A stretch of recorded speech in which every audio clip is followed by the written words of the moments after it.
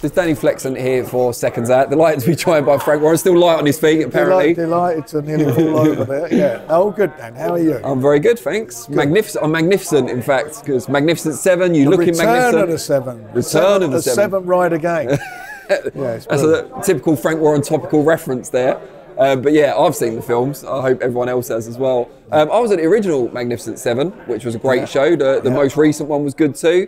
A lot of 50-50 fights on this one, and it seems to me more Queensbury versus Queensbury fights than in the past. Well, that's it. I mean, we've been bringing all these guys along down, over the past few years. There's some guys, they're hitting around sort of, 10-0 roughly, and some even more than that. And it's a time to make the fights and get them on, and the best to come through. And it's not the end of the world for the losers. And it's how, if you do get beat, it's how you get beat.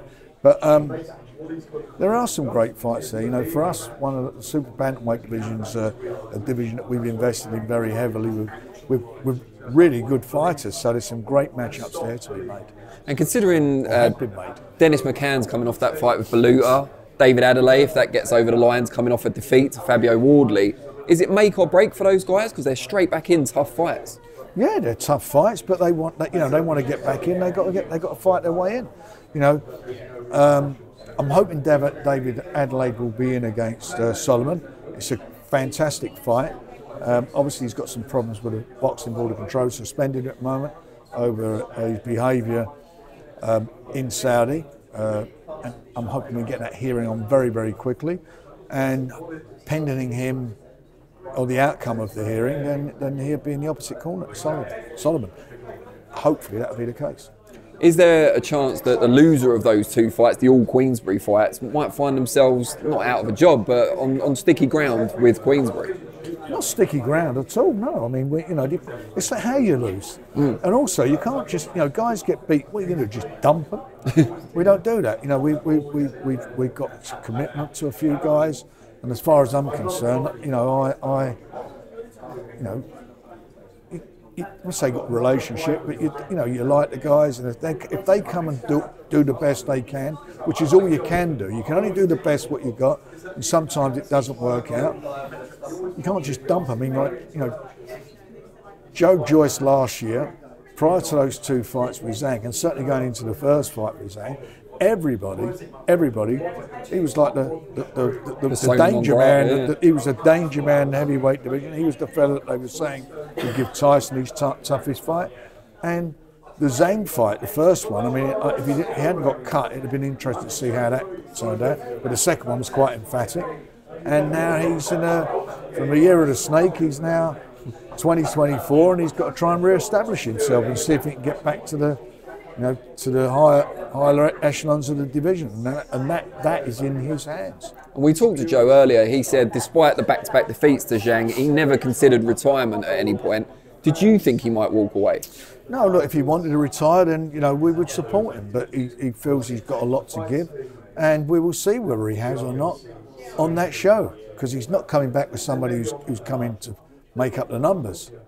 Now, Cash Ali's had a number of fights since that David Price debacle, but was there any concern on your part bringing him in? You don't want him to do anything like that on TNT?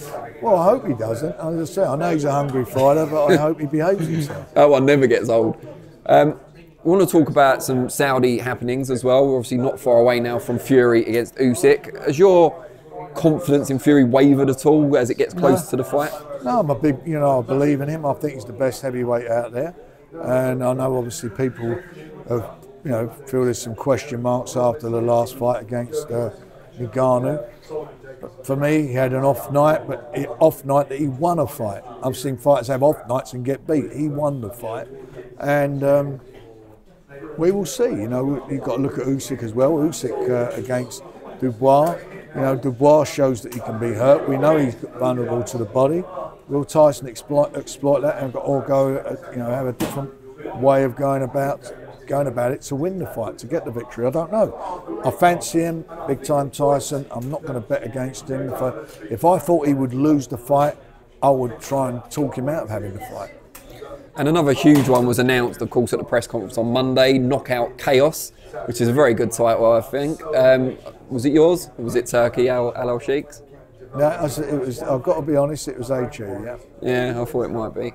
He's got a gift for this, hasn't he? He has. I mean, I think the chaos just revolves around us. But yeah, you bring the chaos part. He also confirmed, HE, that it's going to be the winner of Joshua and Ngannou against the winner of Fury Usyk for undisputed. No, he didn't confirm it. He said that's what they would like. What people would like to see. And I suppose we all would like to see that. But the boxers have got contractual commitments, and we'll see what happens. I think that's too quickly to go. You know, at the moment, you know, let's focus on the fights, get the fights out of the way. Then obviously we'll see where we go with that.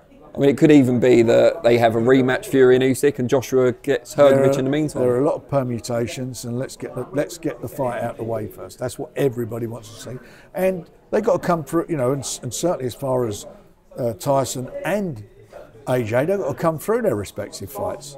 And I don't think AJ's fight is a foregone conclusion. You've seen he's in there with a guy who can punch, and you've seen when he's got caught on the whiskers in the past, he's gone. Or he's wobbled, so we'll see. One thing that HE's comments have provoked, though, was a response from Lennox Lewis, legendary fighter, of course. He said that he doesn't feel the winner of AJ and Ngannou deserves a shot at undisputed. He said the Zhang Parker winner is much more deserving candidate.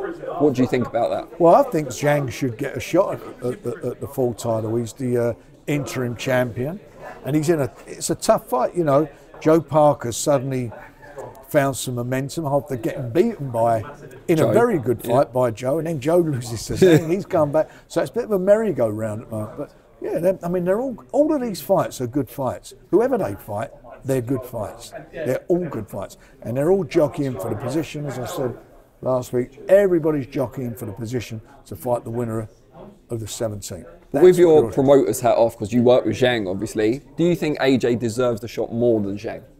What, against Tyson? Undisputed, whoever that might be at the end of Fury Usyk. No, I don't. I think Zhang at the moment is undefeated. I think it's another good fight as well. I'd like to see Zhang in with AJ. I mean, there's all sorts of. But then Zhang's got to get through Joe Parker. Who knows what's going to happen? They're all good fights. One thing's for sure, from events not happening, now they're all happening, and we're spoilt for choice. And that's due to what's happened at the Riyadh season, and in the Riyadh season, and long may it continue. I think it's fabulous that you can talk about all these different heavyweight fights, the permutation, who's going to fight who, because every one of them are great fights. And it's been revealed that you and Eddie Hearn sat down for a little round table that was filmed and will be released on Monday night. It happened. Just tell us about that. Was that the most time you've ever spent one-on-one with Eddie Hearn? Yeah, I mean we've been out in company with other people for with a couple of years, but yeah, I'm not. I mean, my son George, who has been dealing with Eddie most of the time, when we've had to deal with him, I mean, that's been basically for contractual situations and working on some of the fighters that are on the show. Yeah, so I mean, I love what is going on. And when it was dropped a bit on my toes, this matchroom against Queensbury, and for me, we take up the challenge. Yeah, we'll have some of that. It wasn't something that we set out. I certainly didn't. I mean, I tried to do that a few years ago, and I forgot all about it. It's never going to happen, but it's happening. So that's great. So we'll talk about that in a minute. The 5 versus 5 that's being talked about, but. What was it like actually sitting with Eddie Hearn and doing that stuff for the TV cameras? It was all right. Is it Buncey just asked a few questions and they got asked? Did you insist it was Buncey rather than a DAZN person? Didn't even know it's happening. I got there and they said we want to do a sit down with the two of you and got on with it. Weren't planned or anything. Did you get pissed off at any point? Angry? No, I don't get angry, do I? As I'm getting older, I'm getting You're mellowing. more mellow. Yeah. Anything that he said that kind of not got your hackles going, but anything you vehemently disagreed on? No, I don't believe so. That sounds like terrible TV. Yeah, I know. You haven't got a single bit of clickbait here. I know. But that's the show won't either. But yeah, you talked about the 5 against 5 that's been suggested. You said it was put on your toes. Have you started talking about that with Matchroom? Yeah, we started working it. There's nothing being finalised or anything yet, but we are, absolutely. Any particular fight you've got in mind? You've said Yard Callum Smith a few times. There's a few fights there to be, hopefully we can make, but we've got these shows coming up. couple of shows coming up. We've got our show coming up on the 10th of February, then we've got the Magnificent Seven show. So some of these guys come through, they may be involved in it. And just finally, Day of Reckoning involved, I think it was 16 different promoters. You're obviously working closely with Eddie now, among others.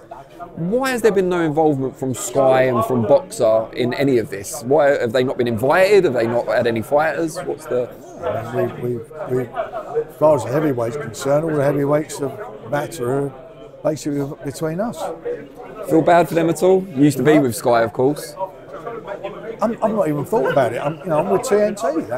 That's where we'll do all our shows, and the shows are going out on TNT, or some of them have been going out on TNT and DAZN. I'm happy about that. I've got to be honest. I'm just pleased the fights are being man. All that other shit I couldn't give a monkey's about. What do I want to?